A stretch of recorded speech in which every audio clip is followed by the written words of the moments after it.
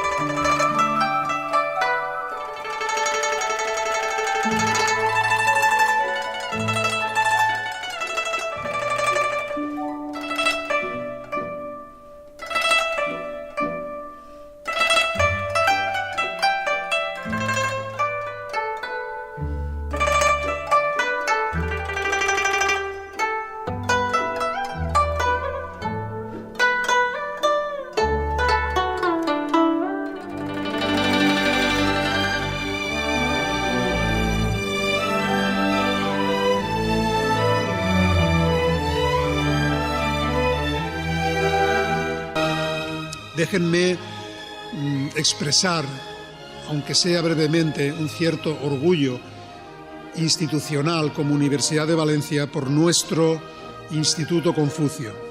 Feliz cumpleaños.